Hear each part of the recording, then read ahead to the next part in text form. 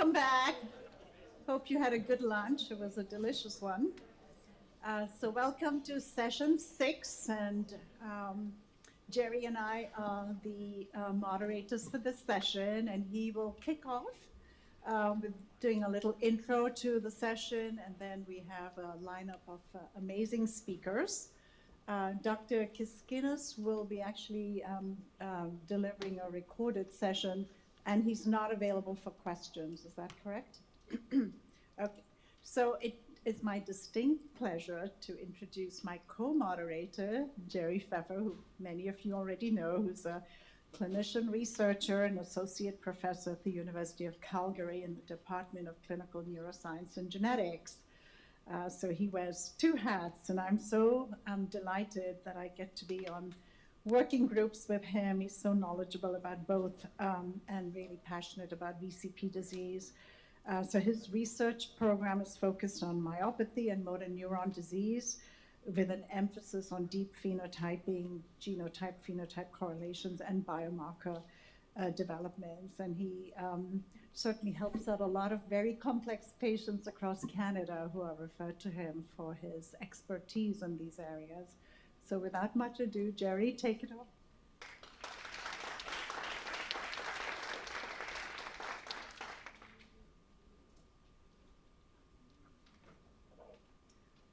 Thank you very much for that warm introduction, and thanks to all of you for attending. It's a real pleasure to be able to present at this conference. And we're doing it a little bit differently for today's session. We're going to be focusing a little bit more on genetic modifiers, and we have brought in a slate of speakers who have not previously worked as much in the field of VCP research, but maybe by virtue of having included them in this conference, maybe they will become interested. Maybe we will get some new collaborators and new expertise in this area. So thank you. I have a little bit of a presentation myself that I will give to kick things off and give a little introduction. I'm going to just introduce the topic a little bit on genetic modifiers in VCP-related disorders. Just before starting, I will mention that I do not have competing interests to report. And I wanted to start by showing a picture of the city of Calgary. I'm not sure if very many of you have had the opportunity to visit Calgary. I always show pictures of Calgary in the summer or autumn. People often ask me why I don't show pictures in the winter, but it is also beautiful in the winter. We have amazing skiing and are very close to the Rocky Mountains. And we have a great university that I'm very honored to be a part of. So my objective for today's talk is really just to give a warm-up act for the real speakers of today's session. They are all excellent, and I'm very excited for what they will have to say. But just to give a little preamble to that, I'm going to talk a little bit more about genotype-phenotype correlation, a little bit about what we know so far about genetic modifiers in VCP-related disease, and just bring that connection to the next session about how we might be looking to discover biomarkers in VCP-related disease. Many of you have seen this graph before, which shows us the enormous phenotypic diversity. I won't belabor that because, of course, we're all quite familiar with that by this stage of the conference. I always like to emphasize the facts, though, and Dr. Weil very nicely had mentioned this in his discussion as well, that most of this information comes from a few mutations that are mutational hotspots. And I see the box didn't quite line up the way it does on my screen. That's okay. But basically what I wanted to highlight here is that the vast majority of patients have mutations at amino acid residue 155. So really all of this information about phenotypic diversity comes from mutations at 1 or 2 positions. Put another way, in this very nice figure that was made by Carly Pontifex from my lab, who is here today, although yesterday she did threaten to go to Disneyland instead of attending today's presentation. I'm glad she's here. Really, the majority of cases are from these two mutations. And of course, there's a whole diversity of phenotypes that are associated with these. What would the reason for that be? It's still yet to be discovered. Surely there is some role for genetic modifiers. I think if we had to look, I think we would be looking at these two mutations because we've got a critical mass of patients where you could do mass sequencing and try to get an answer. There are some situations in which there does appear to be some genotype-phenotype correlation.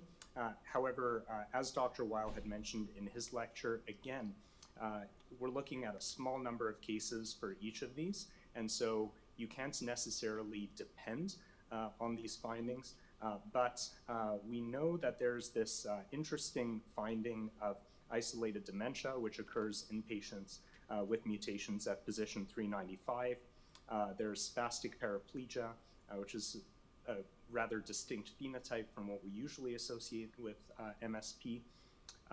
Cardiomyopathy has been described in family with mutation at position 155. There was an interesting paper actually a couple of years ago talking about cardiomyopathy in VCP, where it appears that there may be more diastolic dysfunction in VCP mutation carriers, but that's something that will require further study. It's a small number of patients and requiring more control comparisons. And finally, there's axonal CMT that has been associated with a few mutations. Again, these are all a small number of patients.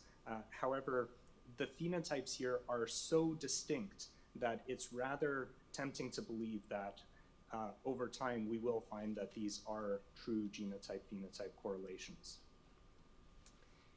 And finally, as Dr. Weil had discussed beautifully in his lecture, there's the recent development of a recent discovery of a neurodevelopmental disorder associated with VCP mutations. And this is an example where you might look at this map of mutations and say, well, there isn't really a genotype-phenotype correlation, but there is what is believed to be a functional genotypic correlation in the sense that these are presumed to be loss-of-function genetic variants in VCP. And I'd refer you back to Dr. Weil's excellent talk for further discussion about that. So where and how should we look for modifiers in VCP-related disease? Well, I would say that there are two main strategies that you can consider here. The first is to look at cases with extreme variability in the same variant. Certainly there are several families in which you have a pedigree that looks like this, 3 related family members, but 3 different phenotypes with IBM, ALS, and Paget disease of bone, or FTD. And the other option is, of course, to look for very restricted or extreme phenotypes associated with VCP-related disease, such as distal myopathy or movement disorders, and looking for variants within those subpopulations. I'll just go over what we think are the known genetic modifiers for VCP-related disease.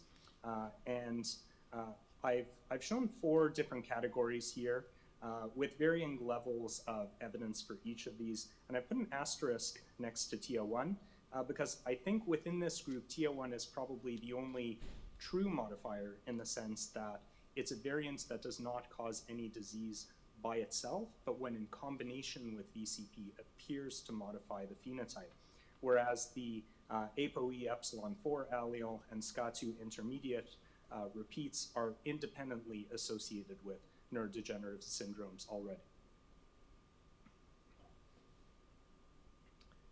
So this study has already been shown on screen today, but it's worth talking about it again. showing this very nice association, even within a small sample size, of the ApoE epsilon 4 allele with FTD in patients with VCP mutations.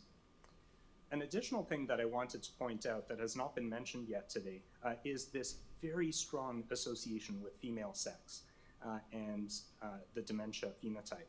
So that tells me that sex and or gender are probably very strong modifiers for the phenotype of VCP-related disease as well. This study has not been repeated since 2007. It's probably something that should be looked at again in a larger cohort.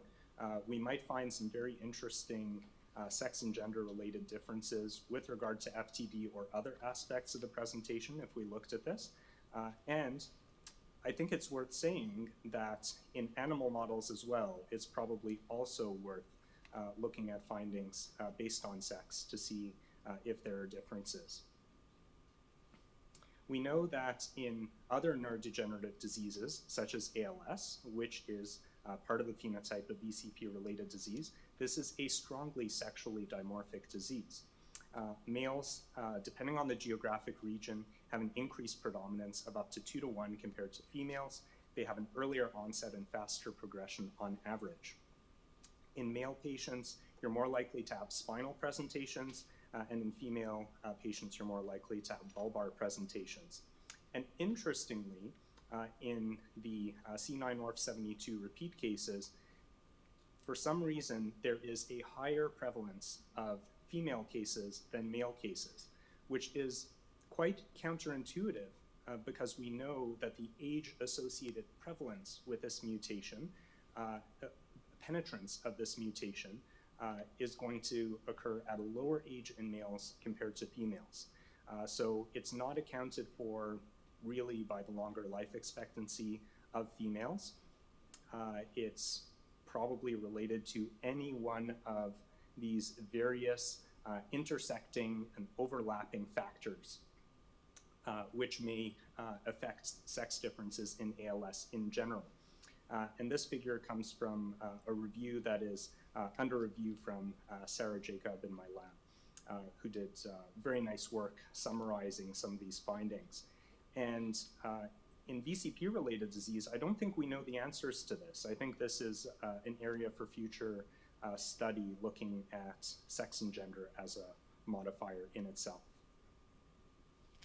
And there is a single case looking at an intermediate repeat of spinocerebellar ataxia type 2 with VCP where there was an atypical early onset movement disorder that occurred. As some of you may already know, intermediate expansions in spinocerebellar ataxia 2 are associated with about a 3 to 5-fold increased likelihood of developing ALS over your lifetime. And the one that's close to my heart is the association of TIA1 with the Wieslander myopathy phenotype. So for those of you who are unfamiliar, Wieslander myopathy is a rare distal myopathy with a founder effect in Scandinavia caused by a mutation in the TIA1 gene at position 384.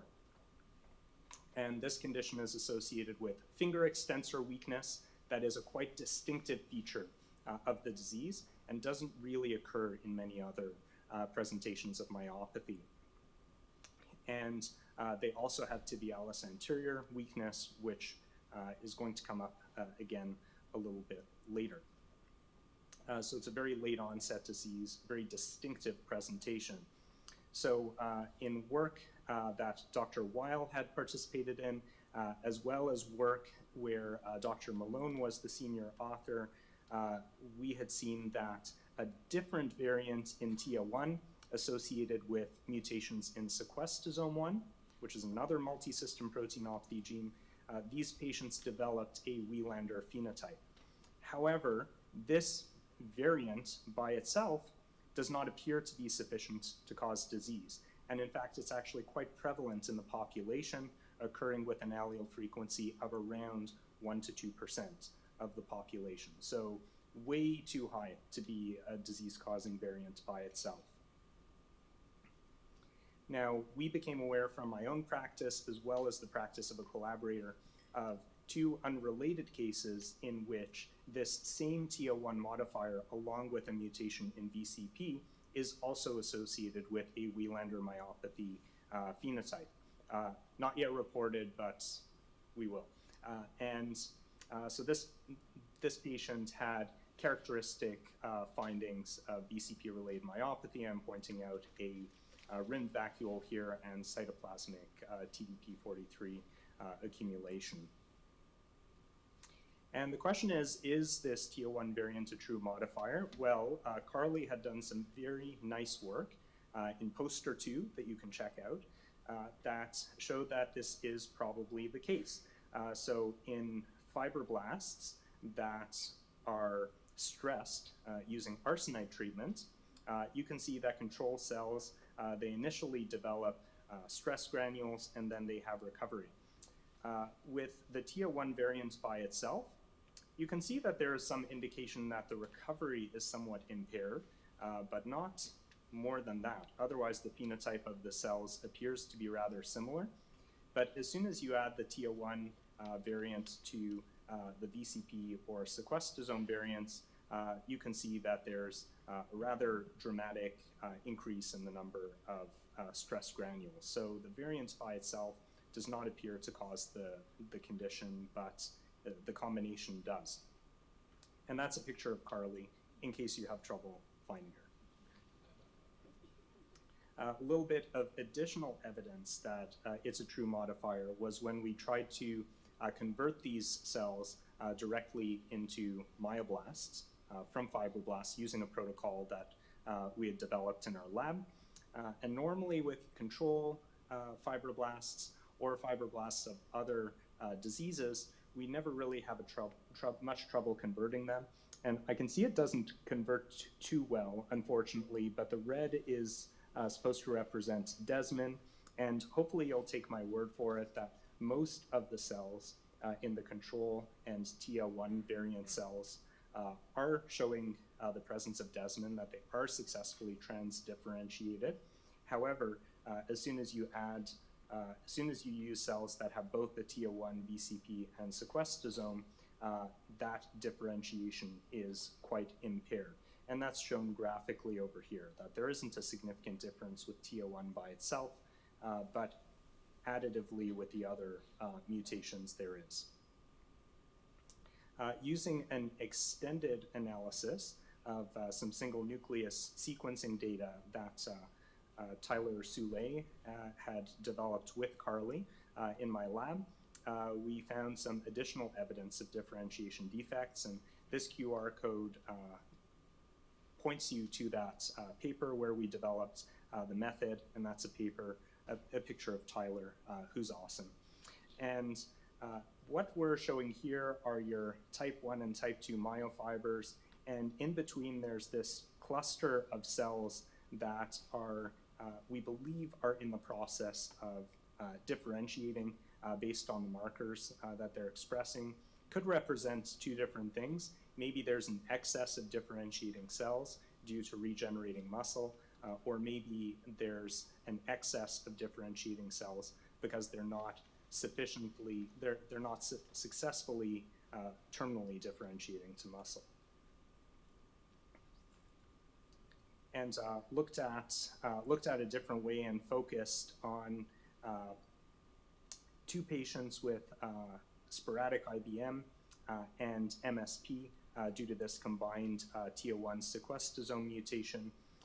We show again that there is this excess of differentiating cells between the UMAP clusters of type 1 and type 2 fibers. And as shown graphically over here, you can see the MSP cells have this excess of differentiating cells, which is also seen to a lesser extent in the sporadic IBM samples.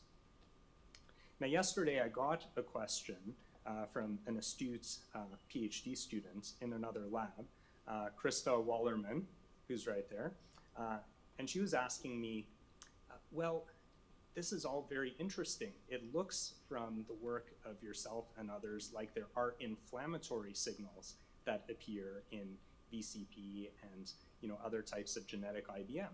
So how do you differentiate sporadic IBM from genetic IBM? And I started by saying, well, for a neurologist of my skill, it's actually very easy. However, after an eye roll, I could see that actually a scientific explanation was being requested here. Well, I will tell you from earlier work in my lab that patients with sporadic IBM do appear to have a rather clear transcriptional signature that distinguishes them from other myopathies and other types of pathology, and that QR code leads to a publication by Matt Joel, a former student in my lab that had completed this work. And in sporadic IBM, overwhelmingly, we see these markers that are associated with different immune pathways. So it's not just, so it's something that is clinically distinguished by its clinical presentation for those who are clinicians, but also on a molecular level, though agreed, there are pathologic similarities, and I have been learning at this conference that there are inflammatory changes associated with VCP as well. So it's a very good question. More study is needed.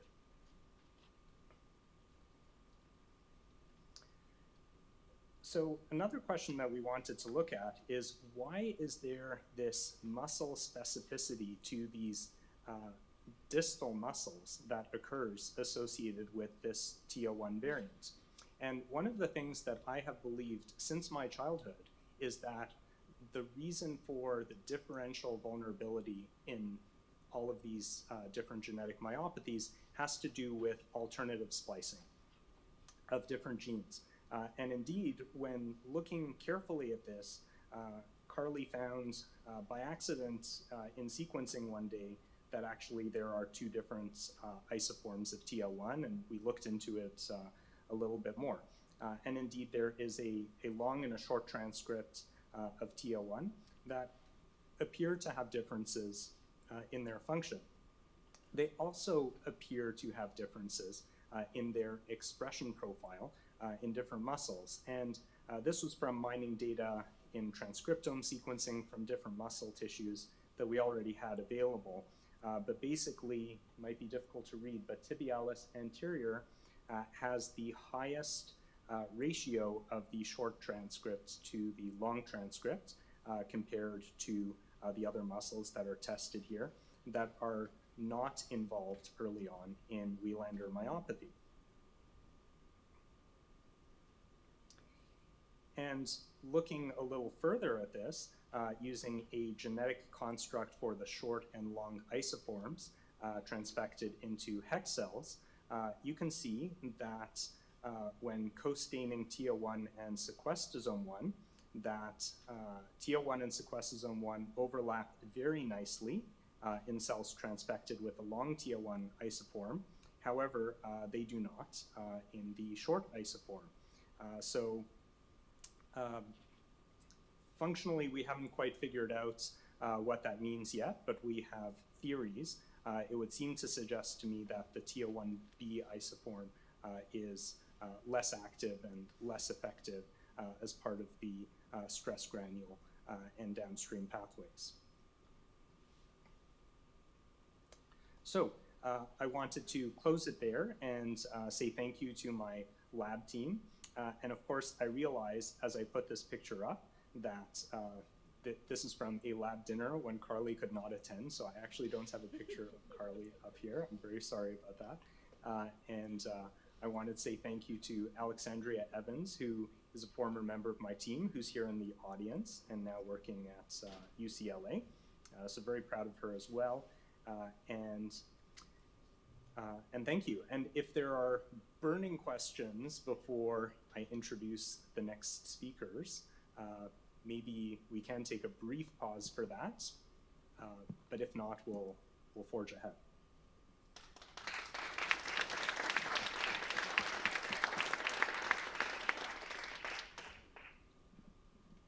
Hey, Jerry, what was the VCP mutation? You just had VCP. What was the mutation? Oh, I'm sorry. Yeah, it was the R159H mutation.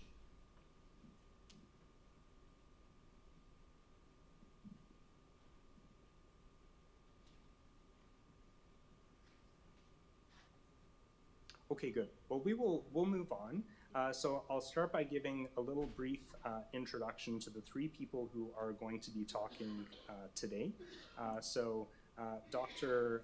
Maja Tarailo-Graovac is from the University of Calgary and a colleague of mine.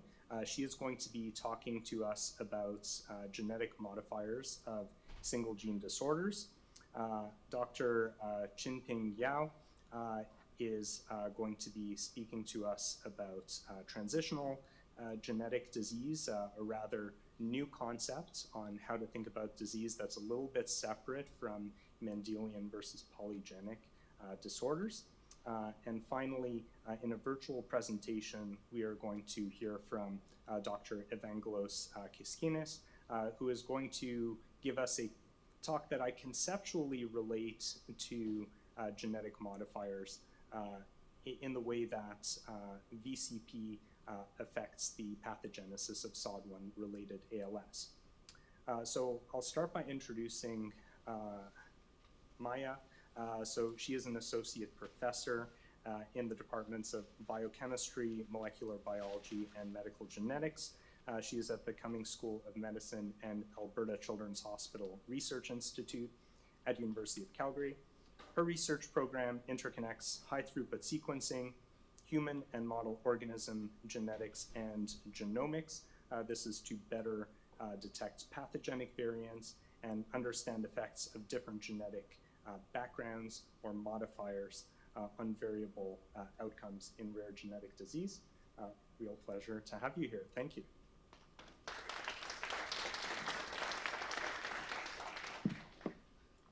Okay, thank you, Jerry. Thank you, everyone. So maybe I can just, before I start, just to see in the audience, how many of you have heard about C. elegans?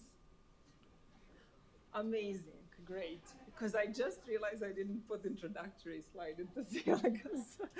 All right, so let me now start. So this is my picture of Calgary.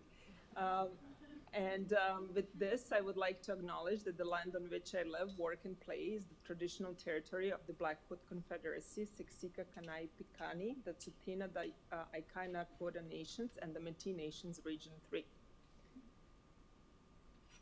All right, so my lab works with rare genetic diseases, and we have several lines of research. So I will just very briefly introduce, although I'm pretty sure everyone knows here what we consider rare genetic disorders.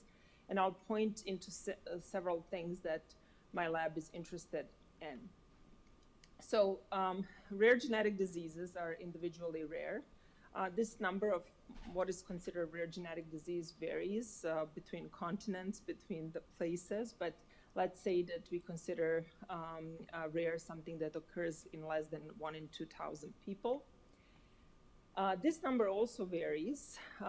Sometimes in literature you will see that there is more than 7,000, more than 8,000 individual rare diseases, but whatever the real number is, we will find out.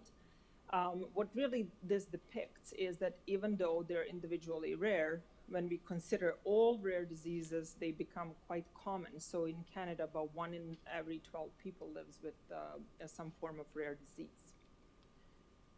So a lot of those are early onset pediatric, leading to detrimental phenotypes. One thing that is pretty much common to all is that there is very little available treatments or management plans. The challenge with rare genetic diseases is manifold, as you all know, more or less. One is the phenotypic heterogeneity, genetic heterogeneity, where a similar phenotype is caused by different sets of genes. Phenotypic, where one gene is causing more than one condition, which we also learned earlier today.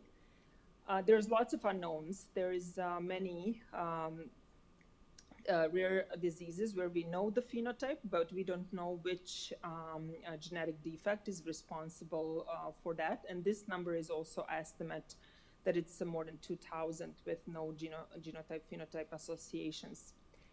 Many of the conditions are caused by unknown genetic mechanisms. So what we consider with unknown genetic mechanisms is mechanisms beyond the single nucleotide variants, or mechanisms where in one form, as we heard earlier, the disease would present as a recessive, and in a recessive form, in another condition, the same gene defect would be due to haploinsufficiency in a dominant condition. Also, we have rare genetic conditions where phenotype can be caused by a repeat expansion as a part of the same gene, which would lead to a little bit different phenotype than if it was a missense variant or a nonsense variant. The problem with rare genetic diseases, which we also heard earlier, is that they're rare. It is so difficult to find other unrelated families, even to connect the causative alleles, and not to mention genetic modifiers. This can be very, very difficult. They're complex. Many times we have more than one genetic disease in one person, and variable. Most of the rare diseases have some form of variable phenotype. For many of rare genetic conditions, we really don't know exactly what's the penetrance.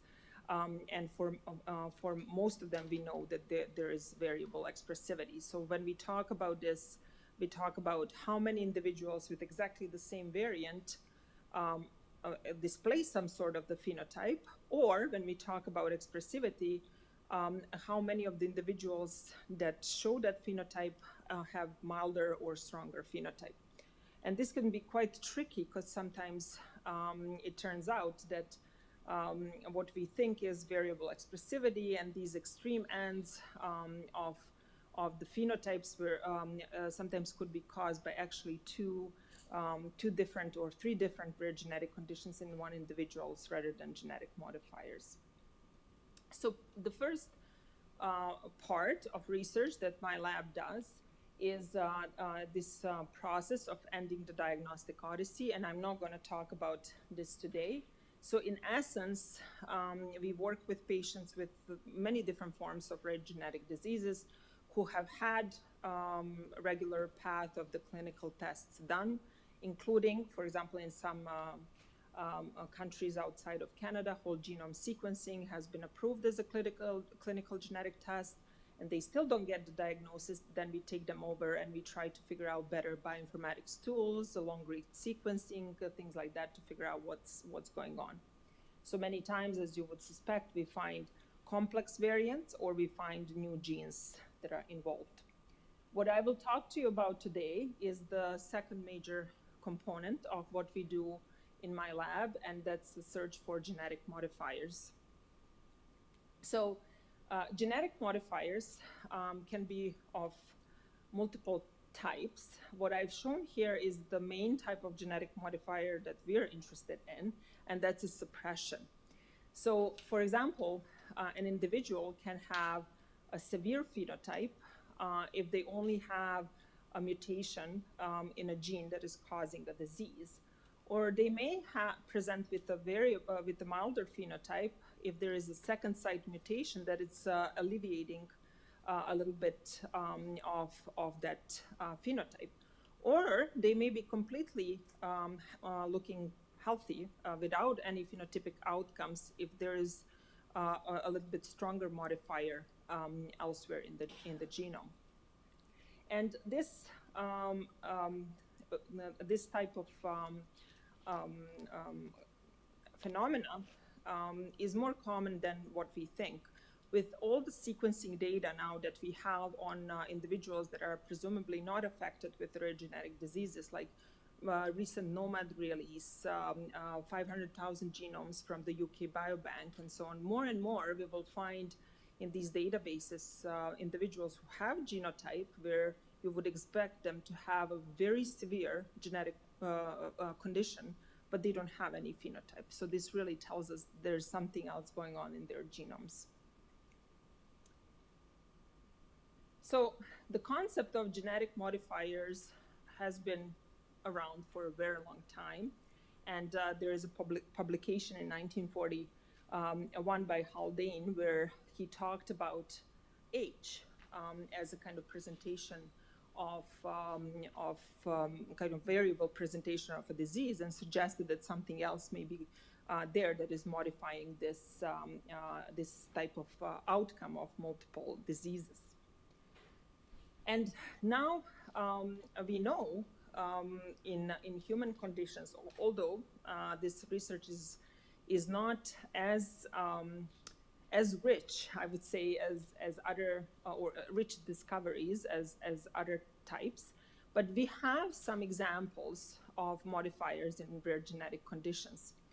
So, although my lab is predominantly interested in suppressors, and I'll get back to that, the genetic modifiers can be of several types. So one type is enhancers. So they're really exacerbating the effect of the primary variant. So they're leading to a stronger phenotype.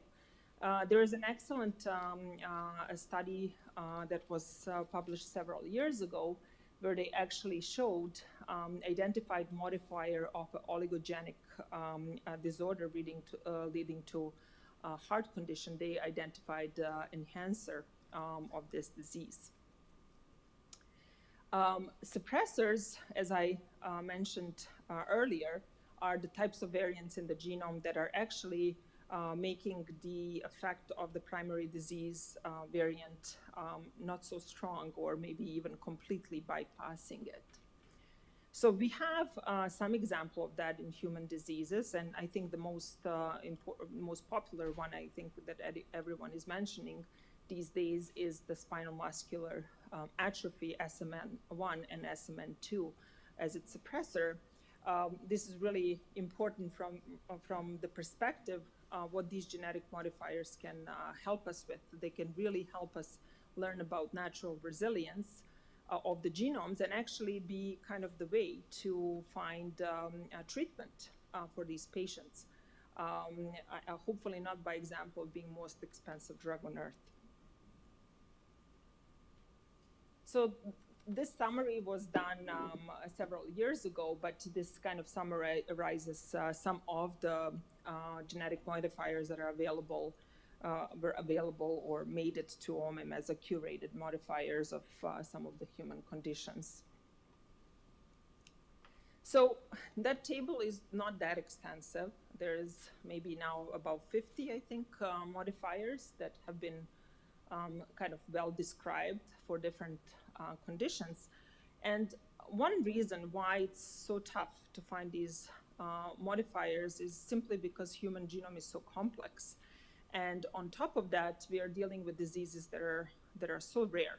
So from the first part of my interest in research of finding genetic variants and causes of rare diseases, we have a hard time even finding a cause because these diseases are so rare, yet finding a modifiers where we would need a cohort, that becomes a really impossible task.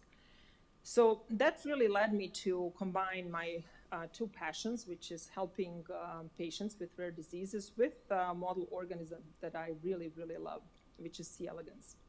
So why not take the genes that are orthologous in C. elegans, so basically C. elegans has the same or similar copy as a human gene, and try to use C. elegans to find these modifiers, and then use that as a guide to find modifiers in human. So this is the basis of this study in my lab, that it's called Modified for Rare.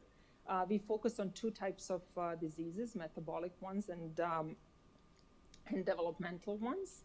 So what we do is basically we take the gene that leads to some sort of rare disease in humans.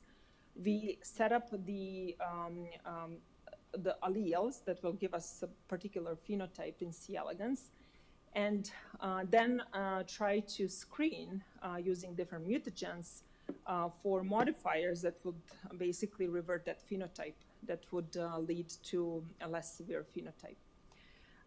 When we isolate those by screening many, many genomes and finding them through whole genome and transcriptome sequencing, then we do experimental validations where we take particular variant and knock it in by CRISPR and check pairwise comparisons.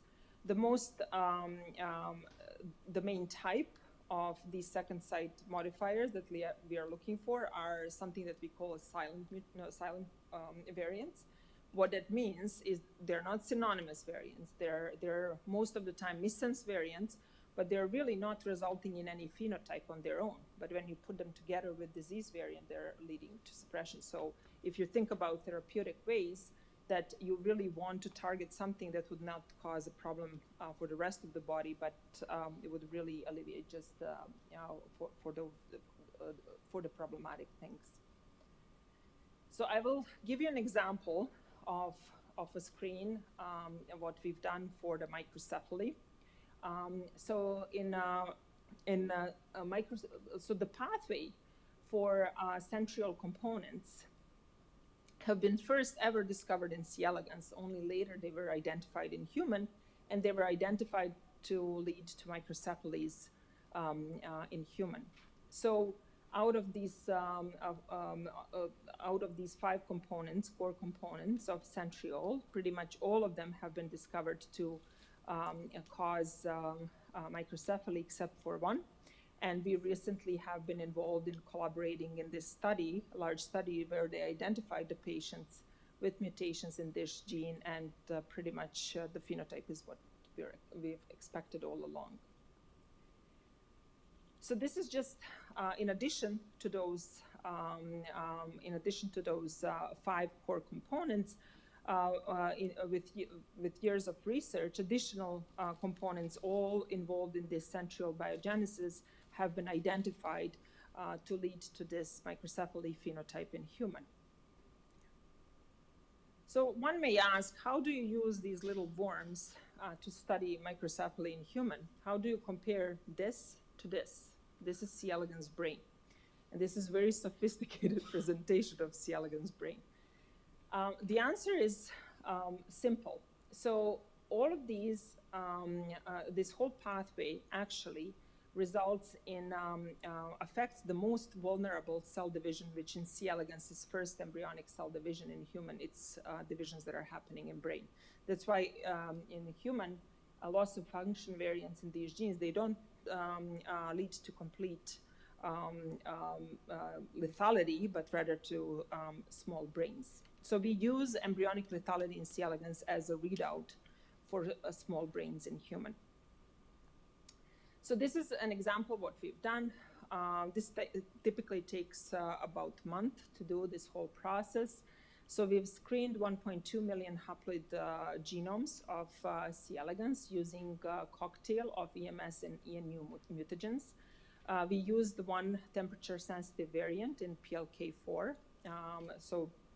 In human patients with variants in PLK4 have microcephaly.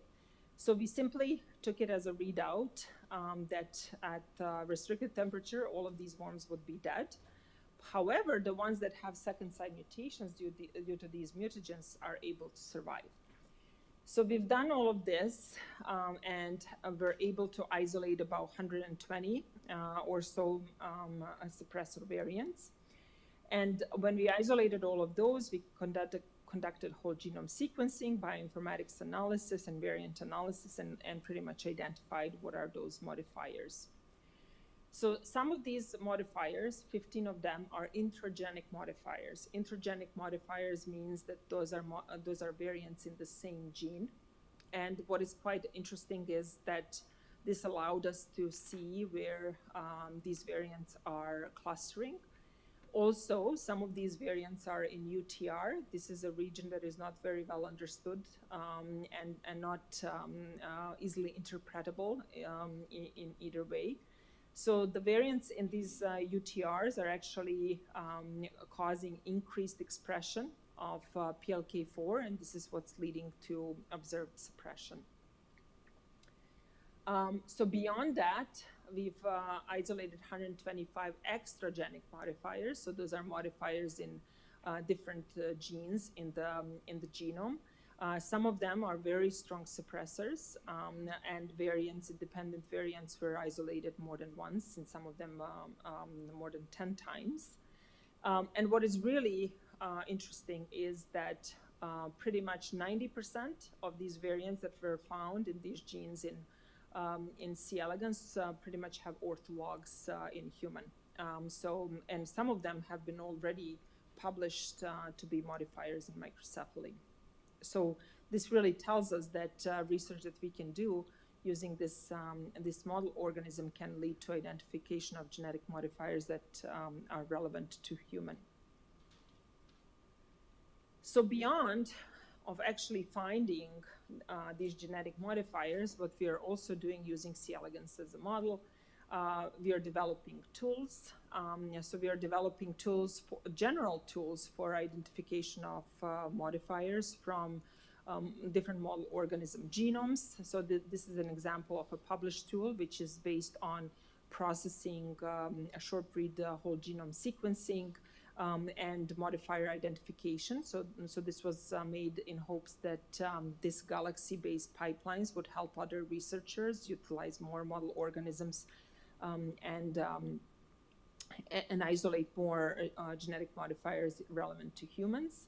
And the other one thing that we do, because we're generating so much data about genetic modifiers and whole genome sequencing data, we are applying different machine learning models so that we can have a tool that can hopefully help us to isolate genetic modifiers in human. So we don't need that many patients, but in individual humans can prioritize variants that are more likely to be genetic modifiers. So this is work in progress. So in addition to all of this, what is really nice when you can use a model organism is that actually you can look into genetic networks. So we've now conducted finished screens on additional components of centrioles. We have 2 more to go. So we basically, the idea is we can take the entire complex and look for genetic modifiers that are overlapping or common to all of these components, because then we can hopefully then have a common modifier for more than one rare genetic disease that we can go after. The other important thing is that we can exactly model variants that are identified in patients. We can use and make worms with exact same variants and the phenotype, and actually personalized search for genetic modifiers and the potential treatment targets exactly for those patients in question. And the final thing that I want to show you is that in model organism, and when we want to kind of make that work relevant to human, the problem is that we work with isogenic strains. What it means is those are animals that have been cultivated in the lab forever, so they really don't have much variation. Yet we want to model variation as seen in human. However, we have all these natural isolates. So those are worms that were isolated from different parts of the world. And then when you take these worms, they are quite variable. Their genomes in comparison to the worms that we use in the labs. So in my lab, what we do is we selected worms that we took from different parts of the world. Of course, there had to be one isolate from Vancouver. And when we put these, the variants that we find in patients in these different genetic backgrounds from different parts of the world, they all have different phenotypes. So this really tells us that there is that these natural genomes are conferring quite of a genetic variability that causes, in some instances, it enhances the phenotype. In some instances, it actually suppresses the phenotype. And I chose Vancouver strain for sentimental reasons, but it is showing to be a top suppressor. Anything we put in there doesn't want to die. So the one genome we want to go after because it has something in it that is actually making the phenotype less severe. The other thing I told you about these bioinformatics tools, and especially machine learning tools that we want to apply to human genomes. When we apply these tools to genomes that have been exposed to mutagens, where we maybe have like 100 of variants that we want to prioritize from, these tools are doing great. When we put it on and apply it to these genomes that have thousands of variants, they fail. So we have to go back to the books, relearn, retrain, and in that way we're getting closer and closer to being more capable for human genome discoveries. So with that, I would like to thank everyone, lots of collaborators, my lab, people in my lab, and funding agencies. I didn't talk about that, but just quickly, there's VCP in C. elegans. There's 2 copies of this gene in C. elegans. So when you get rid of both of these copies, it results in lethality. But when you get rid of one, it results in uncoordinated muscle phenotype. So with that, I will finish.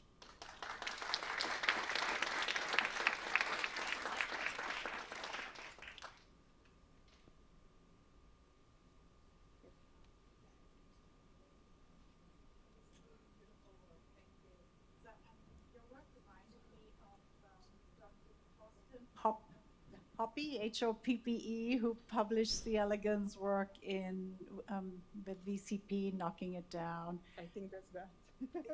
Oh, okay, yeah, and he showed beautiful muscle pathology, so that would be a good model, right, for fast evaluation of some of those strategies that we learned about yesterday for treatment. Yeah, exactly.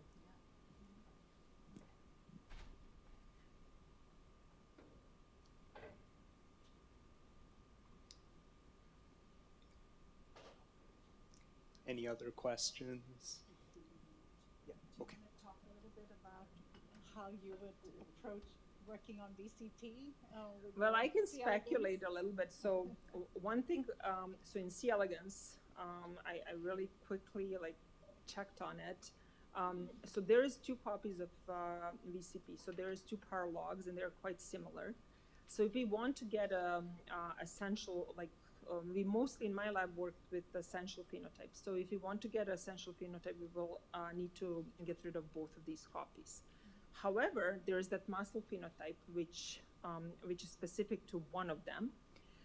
And the muscle phenotype can be easily screened because in C. elegans, uncoordinated phenotype, when the worms are not moving in a nice way, can be also well screened. So when worms have this muscle uncoordinated phenotype and are exposed to mutagens and suddenly start moving normally, that could indicate the presence of genetic modifiers in their genome. And then the process, it is really the phenotype, how to screen it for, and then whole genome sequencing to find modifiers is the pipeline we developed for that MUM pipeline, galaxy-based pipeline.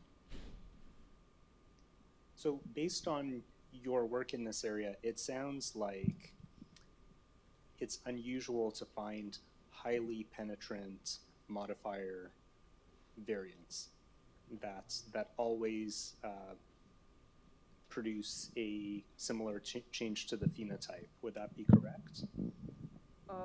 No, well, actually, so every modifier we find, every time, how we confirm it that that's particular variant that is a modifier. So you get all these variants from the genome, and then you pick one and say, I think this is a modifier, and then you knock it in using CRISPR. And that's always reproducibly, when it's a modifier, it's always going to give you a modifier phenotype. It is very penetrant and very reproducible when it's confirmed.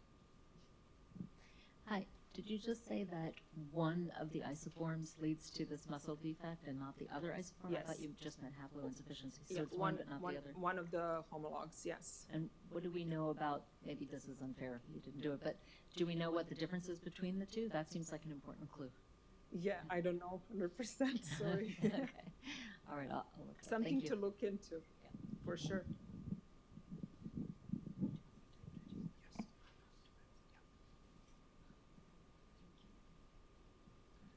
Thank you so much. Yeah.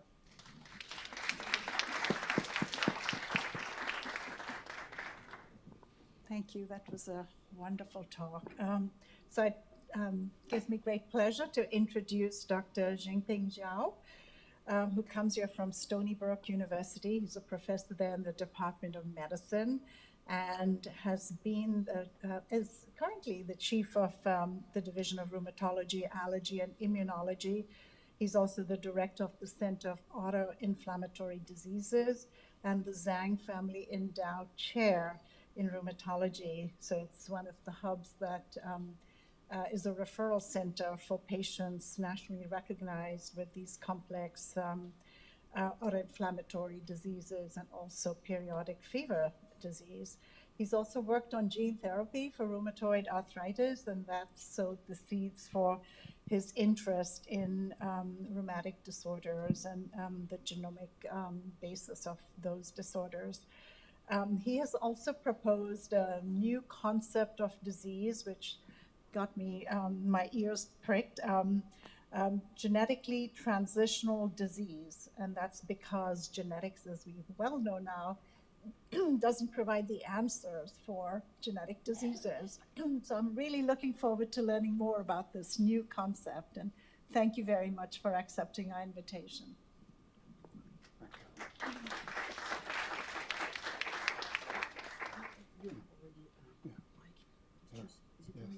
Yes, yeah, it's working.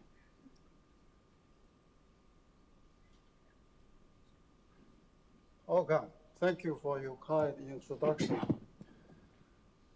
Good afternoon, everybody. I'm a rheumatologist, and over the last couple of days, I have learned a great deal about the VCP disease. Very interesting, very successful. Thank you for inviting me here to share our work.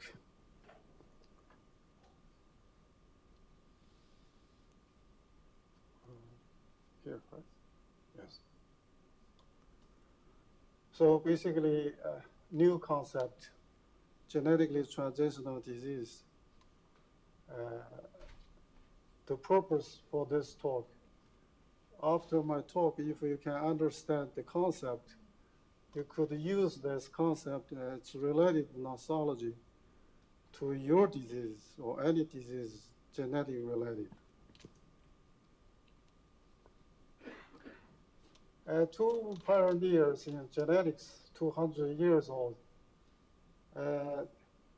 This lady, Julia Bell, made contributions to the documentation of human genetics over the last century. The reason I talk about this is because over the last century, human genetic disorders have been classified as monogenic or polygenic. A few terminologies are useful to understand the new concept.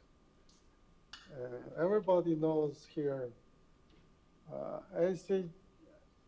ICMG recommendations talk about pathogenic and so on, published in journal as very powerful influence of. This article has been cited 170,000 times. Very powerful, but it's 10 years old. I believe that could be updated over time.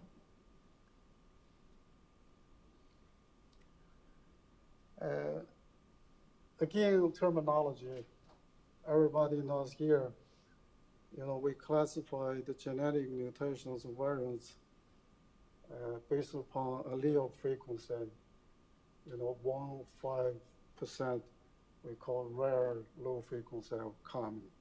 With this in mind, I will talk about this here. So,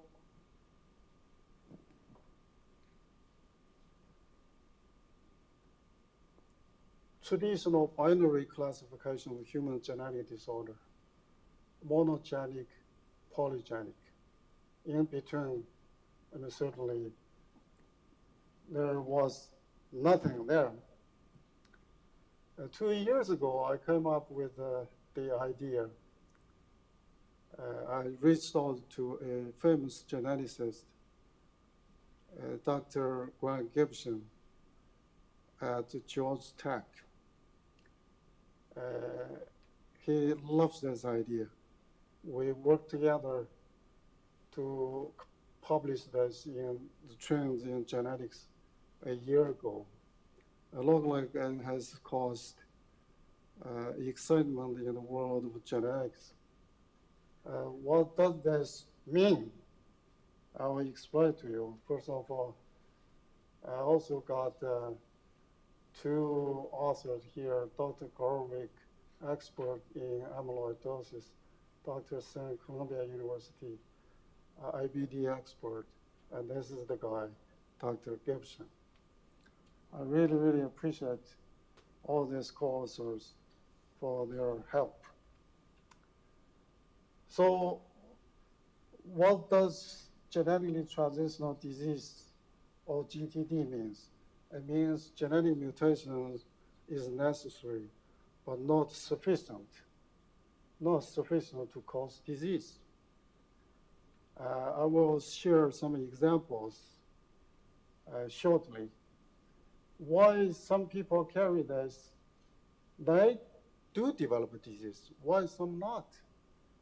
Let's highlight the high influence of genetic background or genetic modifiers along with environment together to lead to diseases. From this figure, just based upon necessity and sufficiency of gene mutation. For Mendelian disorder, both are necessary and sufficient. But for transitional disease, gene mutation is necessary, but not sufficient. Polygenic, I wanted to explain, mixed. When there are diseases, within the diseases, there are two different forms, polygenic or monogenic, such as lupus.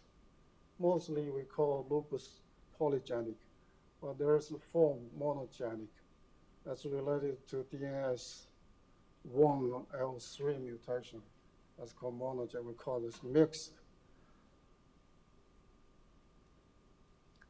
So let me give you three scenarios to better understand this.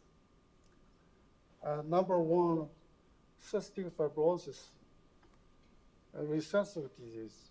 2 copies are required. But some asymptomatic people, they carry 1 copy of monoallele. They do not have disease.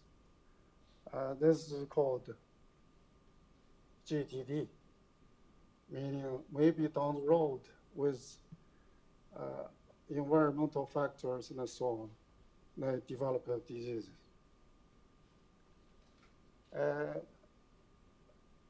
You might know CDC classified a group of genetic disorders as tier 1, including familial hypercholesterolemia, hereditary breast and ovarian cancer, and Lynch syndrome.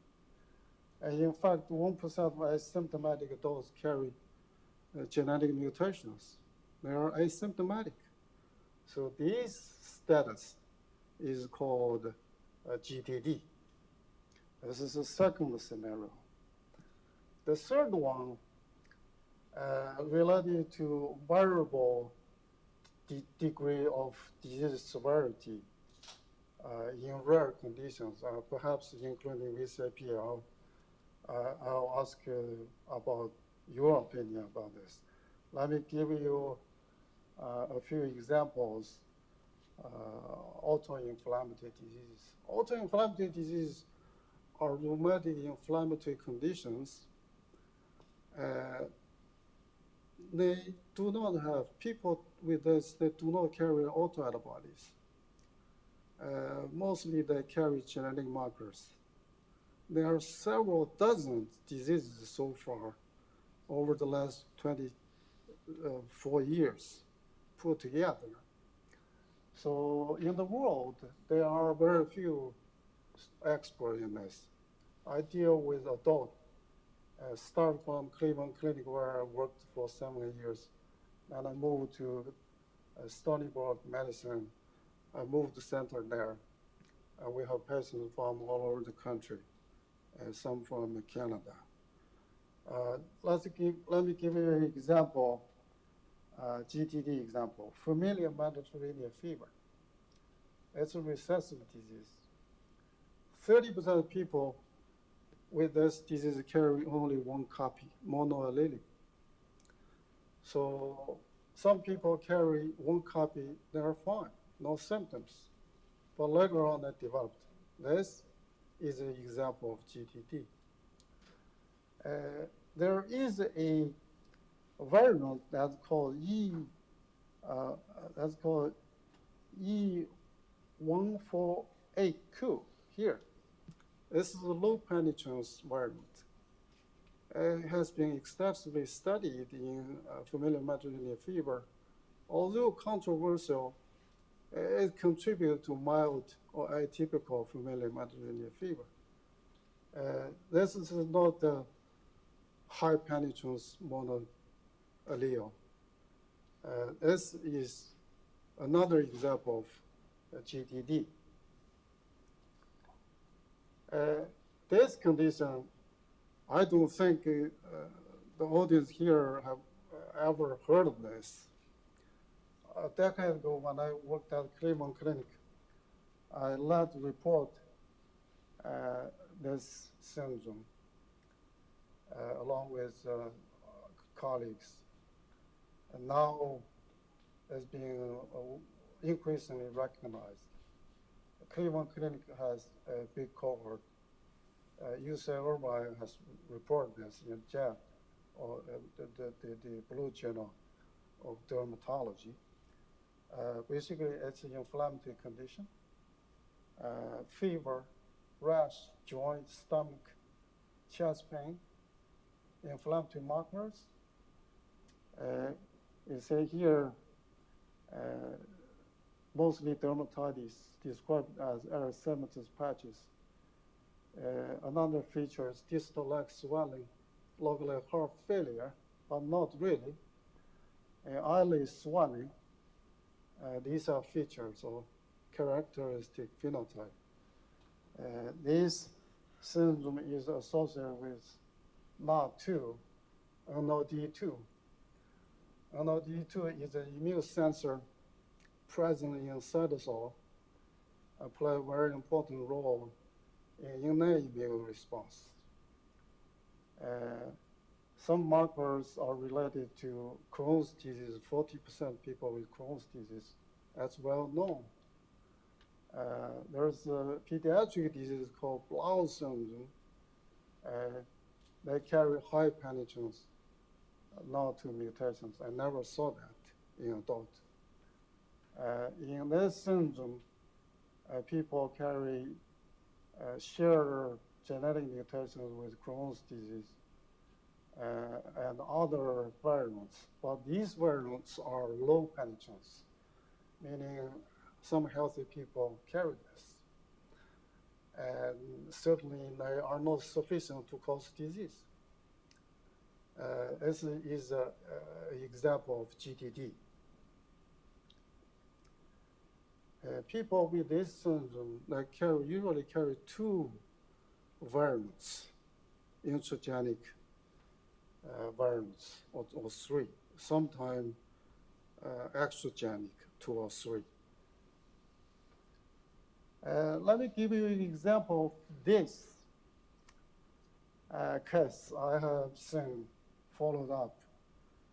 This is a 30-year-old lady, Caucasian, previously no family history of pediatric fever syndrome or any genetic disorders. She presented with fever, rash, joint pain, stomach, muscle, inflammatory markers. And certainly many physicians participated in the care that nobody could figure out. Serologically negative for lupus or lupus-like syndrome. Therefore, they refer to me. So I collect all these pictures, garden variety of rashes, not really uniform rash or one single type, multiple.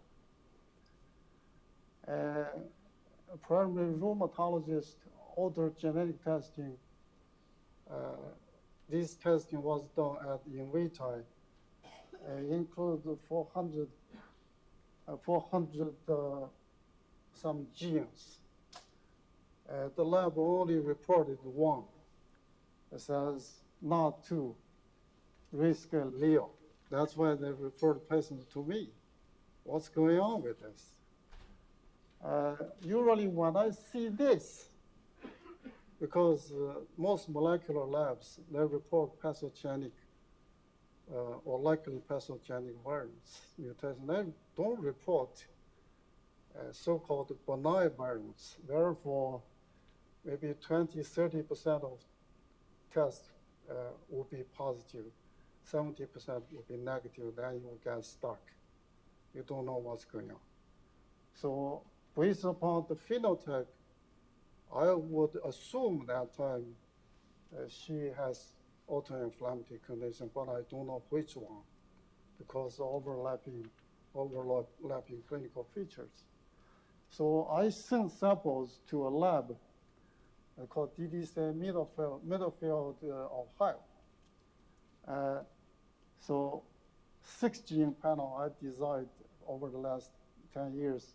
So they report look like 6 genetic mutations from 3 different genes. One's TRAP related, 2 are related to NOD2, 1 related to NLRP3, and 2 associated with familial metavenous fever. So all these genetic variants are low penetrance.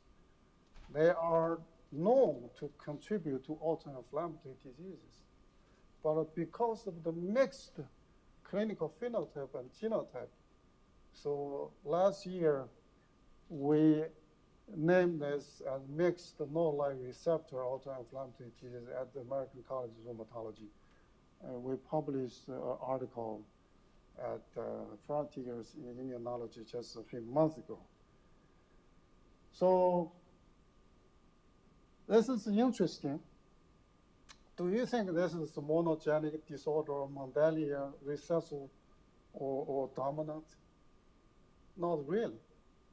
Therefore, there are many geneticists, researchers that don't understand this, but they do have disease. The case I presented was treated with interleukin-1 inhibitor with complete resolution, doing well. Previously, she was treated with high-dose steroids for a month, no response. So, how would you explain the several genes, mutations of low penetrance? Earlier speaker talked about the modifiers, very interesting. I would like to collaborate with you to do this research. Let's assume if NOD2 is the candidate gene or gene of interest, other genes I would consider genetic background or modifiers. You know, disease arises from interactions, epistasis, candidate gene, modifiers or genetic background, along with environment to contribute disease. This is a good example of this. In our published study in the Frontier in Immunology, we reported close to 50 cases who had autoinflammatory diseases carry 2 or 3 genetic markers, mostly low penetrance. So based upon genetic background definition, which refers to several related genes, not really everything put together. These are related. So in our article, I put that way. It's just like Arabic numerals from 0 to 9 that are used for writing code or numbers, just limited. 50 patients carry different combination. It's very interesting. I think we need to really collaborate with geneticists to study this. Let me give you another example, TTR amyloidosis. Because one of the authors is expert, Dr. Garwick, expert in amyloidosis.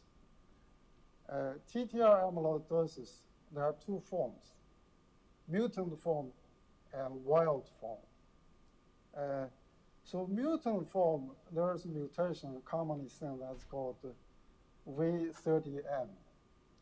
So there is an international study involves 6,000 patients. Asymptomatic carrier account for, almost 2,000. Meaning a lot of people who are asymptomatic, they carry genetic markers for TTR amyloidosis. This, again, is a good example of GTD, meaning down the road, some of this so-called asymptomatic patient carrier could develop a disease down the road. In the wild form, so no mutations have been identified so far. I would assume there might be mutations, but not really monogenic or high penetrance. There are middle ones or low penetrance that could be related to this. But the problem is the model is not right. Meaning it cannot explain the whole thing, the monogenic model, the Mendelian model. If you would use GTD model or genetically transitional disease, you could locate some genetic markers of low penetrance. So recently, to continue on this topic, I collaborated with several experts in the field of rheumatology. We have another article in press in Nature Review Rheumatology. A couple of weeks ago, I just proofread. It should be available maybe next week. I heard the American College of Rheumatology Association, ACR, they are going to invite somebody, not myself, to give a talk about this. So here, initially, you saw there was a gap. Now we're filling the gap with genetically transitional disease, make this continuous. Genetic, because genetic continuum exists in many diseases. Okay, so what are the implications? The concept and related nosology, we believe, are significant in that it's closely related to personalized medicine. They can guide the therapy. For example, breast cancer, the BRCA12 gene mutations are classified as high, moderate, low penetrance. Actually, for those with high penetrance, they need surgery. But for the low penetrance, moderate, just need surveillance with imaging studies. Meaning it's useful for guidance of therapy. I would assume, because most molecular labs, they report pathogenic, likely pathogenic VUS, benign, instead of VUS. When physicians see VUS, basically they don't know what to do. I would imagine to call GTD-related variants, meaning these variants are meaningful, but not sufficient to cause disease yet. Down the road, could. So that's certainly that's a kind of a discussion. in genetic counseling for mentality disorders, genetic counselors do a very good job. But for this, like the syndrome we reported, how would you explain that? I usually tell my patients, you carry something in between the bad and good. And so we don't know what's going on, but over time, because of environmental triggers, you could develop a disease. For your children or siblings, if they are asymptomatic, they won't need any further genetic testing. Certainly, it could have far-reaching impact in research. Again, I didn't know anything about the VCP until this time. I read a lot and learned a lot.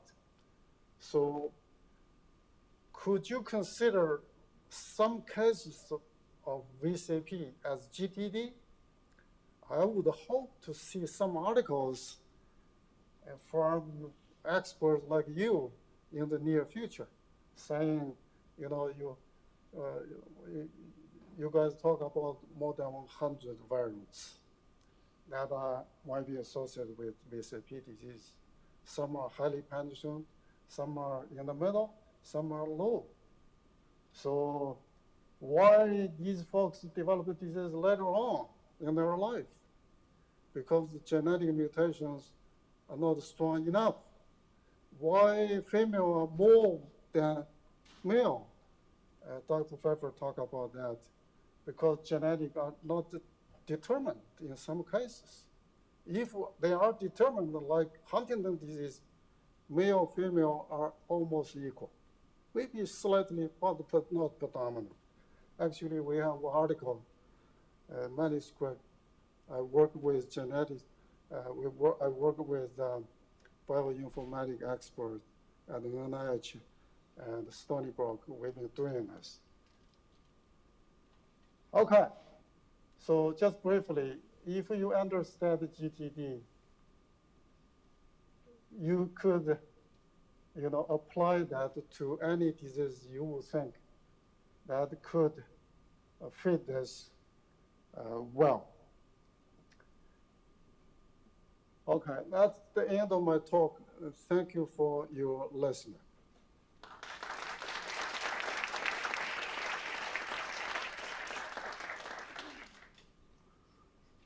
Well, good afternoon, everyone. I would like to start by apologizing for not being able to be there in person. Unfortunately, I got pulled into an NIH study section, which prevented me from traveling.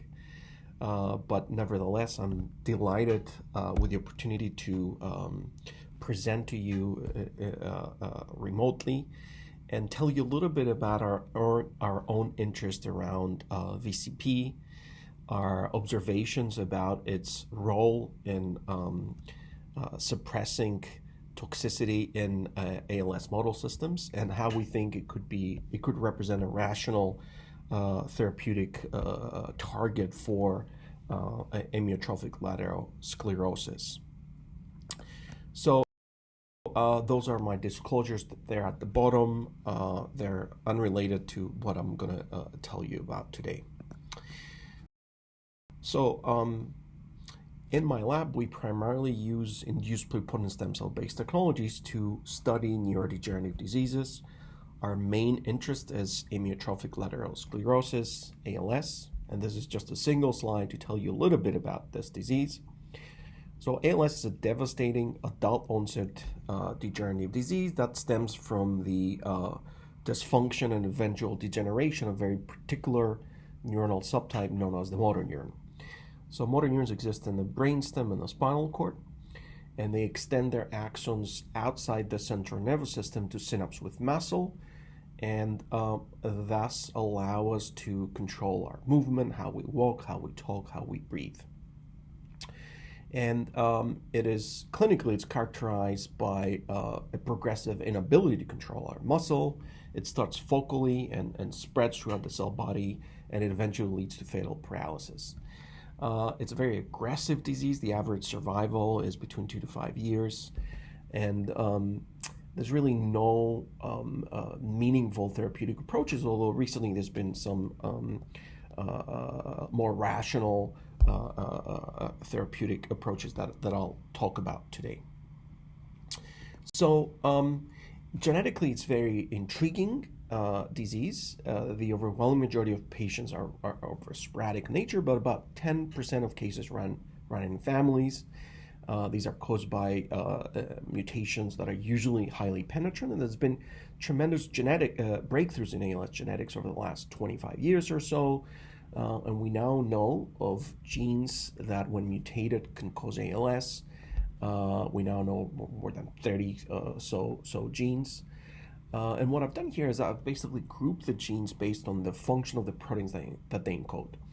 And there's three main groups. One's involved in RNA metabolism and translation, one's involved in proteostasis, and one's involved in cytoskeletal homeostasis and trafficking, and there's all genes here and there. And today I'll tell you about SOD1, which is the oldest and the first identified genetic cause of ALS. And I'll tell you about observation about an interesting mechanistic interaction between SOD1, toxicity, and VCP, which, as I'll mention, can cause, in rare cases, ALS itself. And the central question that we're trying to address in my lab is whether there's mechanistic convergence amongst these distinct genetic subtypes. i.e., do they all cause the same disease because they hit the same pathways through different ways? Is there interaction? And the way we try to address this question is by making patient-specific iPSC models from each one of these genetic subtypes, making motor neurons from these stem cells, and then studying how these motor neurons become dysfunctional and how they degenerate. So today I'll focus on SOD1. As I mentioned, this is the oldest, the first gene identified to cause ALS, and it's the second largest genetic cause of ALS. It's responsible for about 2 to 5% of all ALS cases. Now, SOD1 encodes a ubiquitously expressed enzyme that destroys free superoxide radicals in the body. It basically binds copper and zinc ions to catalyze this reaction that you're seeing here. And the majority of the product is expressed in the cytosol, although a small proportion is found in mitochondria. And we now know that there are more than 150 distinct mutations that have been associated with ALS. And critically important, some of these mutations do not actually impair the enzymatic activity of SOD1, which provides genetic evidence that disease is not caused by loss of function of this enzyme. And this slide nicely summarizes work that has been done by many different labs over the last 20 years, which has accumulated to the conclusion that mutations in SOD1 drive motor neuron dysfunction and degeneration to primarily toxic gain-of-function effects that are associated with misfolded protein. There's some debate about whether it is the aggregated SOD1 that we see in motor neurons post-mortem in ALS patients, or whether it is some of these earlier soluble misfolded species that are also found that are driving disease. But I think as a field we agree that toxicity is driven by gain-of-function misfolded protein, and downstream of this there's ER stress, mitochondrial damage, transport effects, and so on and so forth. And I guess this is also supported by the fact that antisense oligonucleotides that specifically target mutant SOD1 mRNA have been shown great promise in treating SOD1 ALS patients that were recently approved by the FDA. However, while we agree that it is toxicity is driven by gain-of-function SOD1 effects, we really don't understand how mutant misfolded SOD1 protein leads to this dysfunction of neurons and degeneration. So this is what I'll refer to as the black box. We have mutant SOD1 protein becomes misfolded, but how really causes degeneration remains unknown. So we sought to illuminate this black box by utilizing our physiological model systems. And the question we really wanted to address is, what is the biochemical and conformational state of SOD1 protein in patient motor neurons that express physiological levels of this mutant protein and represent the most vulnerable neuronal subtype in this disease, and because we have the ability to make human motor neurons.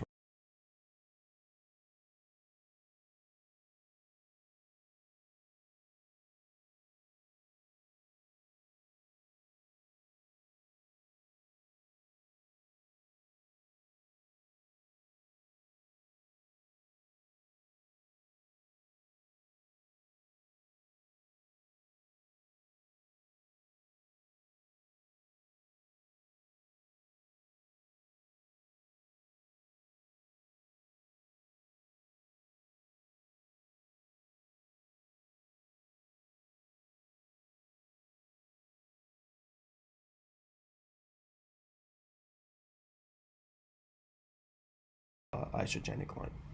So we basically take these cells, we differentiate them into motor neurons, and we let these motor neurons mature for up to 50 days in culture. This is just some immunocytochemistry showing that these indeed express motor neuron markers. And then we did a biochemical fractionation to look at the amount of disordered, i.e. misfolded but soluble SOD1 using an ELISA, as well as the amount of soluble and insoluble SOD1 using a Western blot. So when we did this experiment, we found that, as expected, the amount of misfolded or disordered but soluble SOD1 protein was substantially higher in the presence of the mutation. However, this was consistent across time. We didn't see a substantial accumulation of the amount of disordered soluble SOD1 protein as these motor neurons aged in culture. It was always higher in the presence of the mutation, but it never accumulated. However, when we look at the amount of misfolded SOD1 protein that accumulates in the insoluble fraction, we saw a time-dependent increase, i.e. we saw that the amount of insoluble protein that accumulates is gradually increased over time. Now, I should also point out that we saw some accumulation even in the context of the wild-type protein, because SOD1 has the inherent propensity to misfold even in the absence of mutations, but mutations substantially increase this inherent propensity to become insoluble and misfold. So with this in mind, we then asked, how does the accumulation of misfolded mutant SOD1 protein affect the proteostasis, the ability of these motor neurons to handle protein turnover? We initially did some crude assays where we looked at the total amount of ubiquitinated proteins, and here I'm showing you two examples where we challenged the motor neurons by either blocking the proteasome using MG132 or blocking the lysosomes by using BAFF-A1. As you can see in both cases, we see an accumulation of polyubiquitinated proteins when you block these pathways, which is what you would expect. But critically important, we didn't see a differential response between the mutant SOD1 motor neurons and their isogenic controls. And our conclusion here was that the presence of the mutation and the gradual accumulation of mutant SOD1 protein does not impair global proteostasis mechanisms, at least in a robust fashion. So then we decided to take a more granular approach, and we decided to set up an experiment where we could use mass spectrometry to ask whether there were proteome-wide alterations in how proteins were degraded, how proteins accumulated in these cells. So we used a technique which I'm sure most of you are familiar with, which is called stable isotope labeling of amino acids in cells. This is SILA coupled to mass spec. And the way we do this experiment is we pulse our motor neurons for 2 weeks with heavy media to label as much of the proteome as we can. And then we basically chase out that proteome by switching to light media over the course of 3 weeks, and doing mass spectrometry analysis at several time intervals after beginning of this chase period. So here's some controls. What I'm wanting to show you here is that we were able to effectively label a good proportion of the proteome.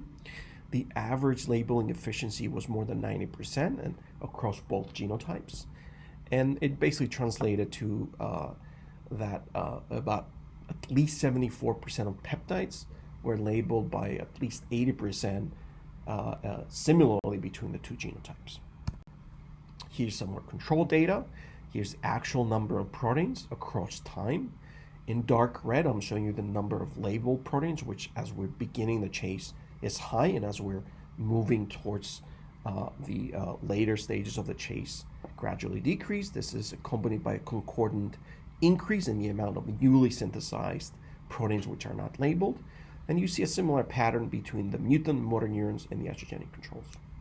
However, the important point to make here is that even after 3 weeks in culture, day 51 here, there is still a small proportion of proteins that remain labeled. These represent the older proteins in these motor neurons that are turned over at a slower rate. So when we took a closer look at some of these proteins, and we focused on comparing the commonly labeled proteins across both of these genotypes, we found that in the mutant SOD1 motor neurons, there's specific classes of proteins that were degraded at a slower rate. So in these graphs here, I'm showing you the average as well as individual mean peptide intensity for each protein. So each dot here represents a different protein. In mutant motor neurons, which are denoted in red, and isogenic control motor neurons across different times. And hopefully what you can appreciate is that the average labeling intensity is always higher in the mutant motor neurons, suggesting that specific classes of proteins are turned over at a slower rate in the presence of this mutation. So while you don't have global defects, there's specific proteins that are basically affected by the presence of the mutation in that they turn over more slowly, or that they accumulate basically in this mutant motor neurons. So what are these proteins? There's several interesting candidates, but the protein that really caught our attention, and that's why I'm at this meeting today, is VCP. So VCP was one of the most consistent proteins in that it was degraded at a slower rate in mutant SOD1 motor neurons relative to estrogenic controls. We detected at every time point and every time we did this experiment. So first, we decided to confirm that this was the case using an independent experiment. So in this case, what we decided to do is do an actual immunoprecipitation with a VCP antibody to pull down all the VCP protein that we can. And we repeated the exact pulse chase paradigm, but in this case, we did mass spec exclusively at VCP and its interactors to basically look at the entirety of the protein. This is just the biochemical evidence that we're able to immunoprecipitate the majority of VCP protein equally between mutant and estrogenic control motor neurons in these cultures. But when we actually looked at the amount of labeled VCP in mutant motor neurons versus the estrogenic controls, in 3 independent differentiations, we always saw that VCP was more labeled in the mutant motor neurons, showing that basically VCP accumulates or persists in these motor neurons. It's basically degraded at a slower rate. And just to clarify, each point here, its dot represents a different peptide of VCP, and we're in this particular experiment, we're comparing the same peptides across both genotypes. We're being highly accurate. We're comparing apples to apples in this case. So, as I mentioned, rare mutations in VCP can cause ALS itself. What we observed was that in a separate genetic subtype of ALS, SOD1, there seems to be an alteration in how VCP is degraded. So what's intriguing about the ALS-associated mutations in VCP is that they've been shown to impact the ability of VCP to interact with proteins and process these proteins. And I don't need to go into detail at this conference telling you about what VCP does, but in very simplistic terms, it presents proteins with the proteasome for degradation. So to ask whether this alteration in the degradation dynamics of VCP was accompanied by an alteration in its function, we next decided to investigate whether the interactome of VCP was different between the mutant and isogenic controls. But before I tell you about that, everything that I told you so far is based on what happens to VCP in iPSC-derived motor neurons in vitro. What about patient tissue? So here I'm showing you evidence for in postmortem tissue, where we looked at a few patients that had SOD1 mutations, and we really did an internal control here. We looked at the motor cortex of an individual, tissue that's affected in ALS, versus the occipital cortex as a negative control, which is a tissue that's not affected in ALS. And we did immunohistochemistry, looking at SOD1 and VCP, and hopefully what you can appreciate here is that in the motor cortex, there's a lot of co-accumulation, co-aggregation of SOD1 and VCP, whereas in the occipital cortex, again, a tissue that's not supposed to be involved in ALS pathology, there's hardly any accumulation of either SOD1 or VCP, suggesting that what we found in the iPSC models is also relevant in patient tissue. So as I mentioned before, is the function of VCP affected in these mutant motor neurons?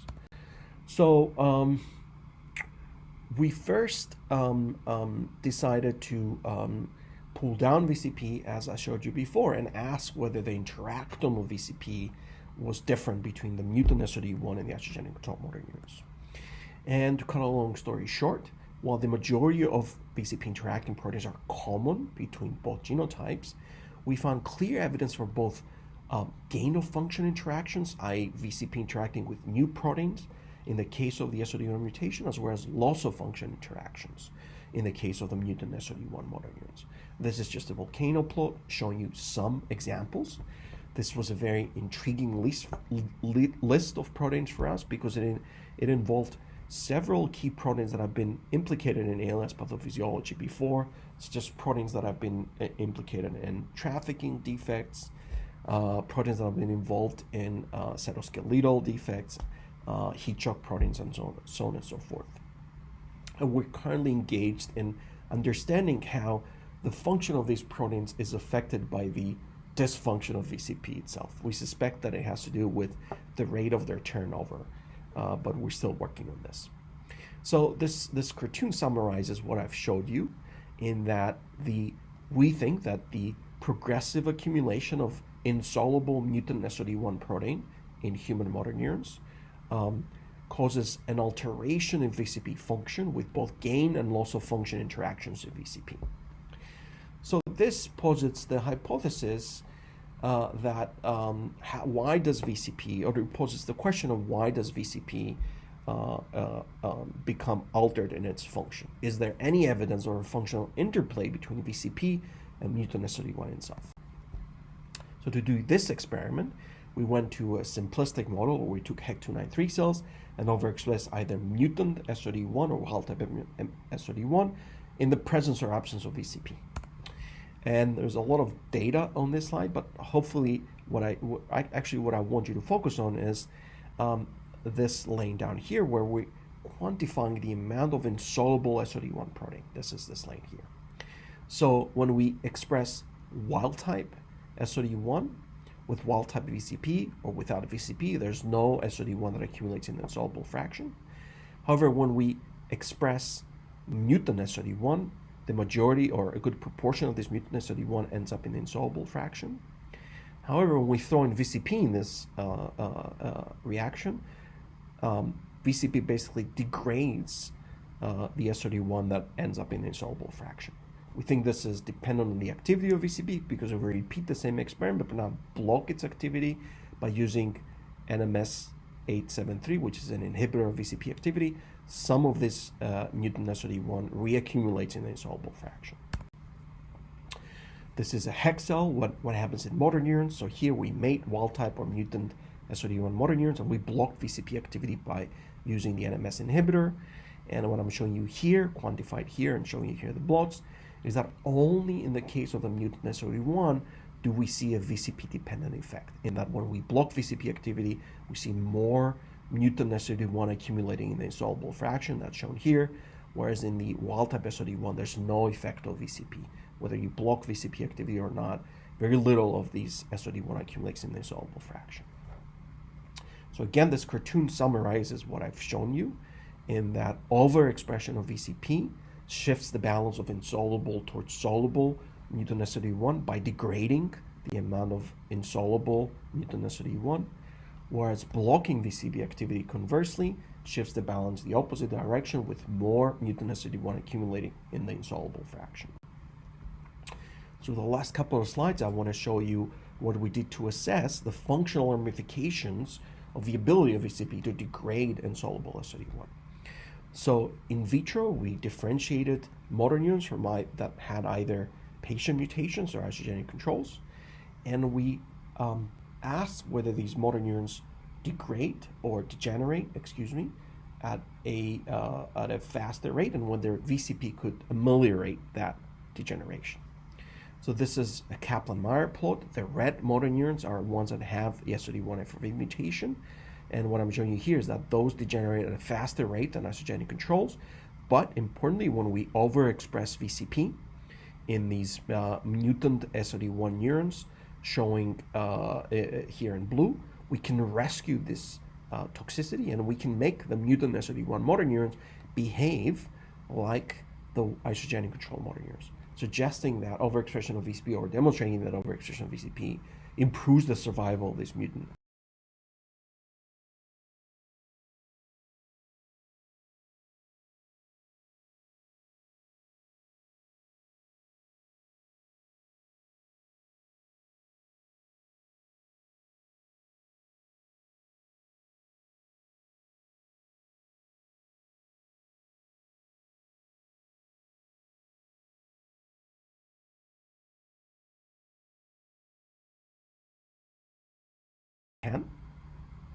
So we simply asked whether we can ameliorate some of these phenotypes by overexpressing VCP or the VCP homologue, and then we can make these phenotypes worse by knocking down the VCP homologue.